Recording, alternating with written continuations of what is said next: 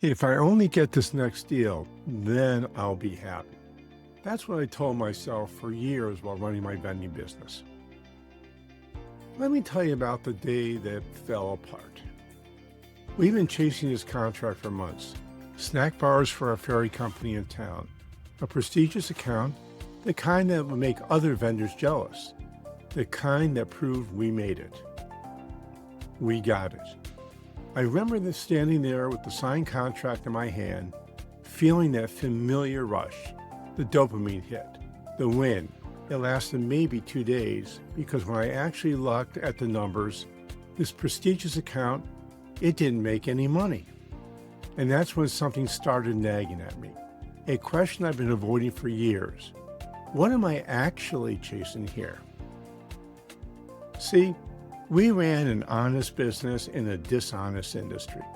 All our competitors were using what we call the R factor, software that let them claim they were paying property owners 20% commission while secretly reducing reported sales by 75%. Pure fraud. But from the client's perspective, everything looked legitimate. We refused to cheat, which meant we kept losing bids. Property owners would see our honest 8% proposal next to a competitor's fraudulent 20% and choose the bigger number. They had no idea they were being scammed. For years, I watched this happen, kept thinking maybe we could compete on service, maybe we could find the right niche where honesty still mattered. But the industry had a different answer. If you want to stay in this business, you have to play by its rules. Standing there with that worthless ferry contract, I finally admitted what I'd known for years. If I wanted to stay in the vending business, I would have to start cheating.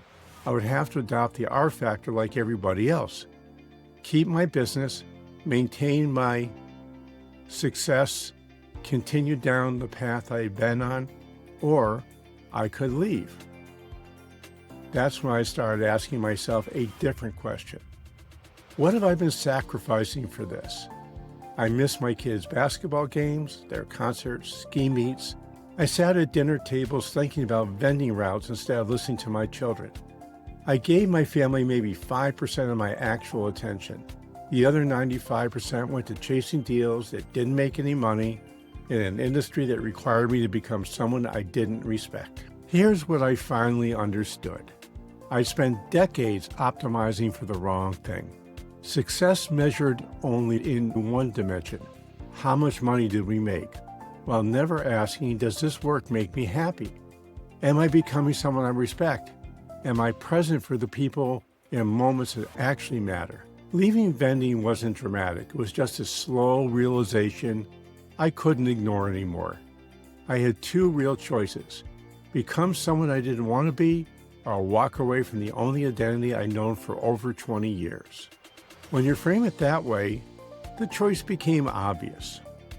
You know, I'm 73 years old now, and I can tell you, when you look back at your life, you won't wish you closed a few more deals. You'll wish you'd been there for the moments that really mattered. So let me ask you, how much longer are you going to tell yourself that happiness can wait? Just one more deal? Just get through this quarter? Just land this account? Then you'll focus on what really matters. That moment never comes. There's always another deal, always another reason to defer the things that might actually make you happy. You know, I don't have a perfect answer. I'm still figuring out what happiness actually means, but I know this. Real success isn't just about the money. It's whether you're building a life you actually want to live, whether you can respect your choices, whether you're present for the people you love. It is what it is, but what we do with that, that's where our choice lives. What's your relationship with just one more deal? Let me know in the comments. I'm really curious about that. Oh, and thanks a lot for stopping by and watching this video. I hope to see you back here really soon.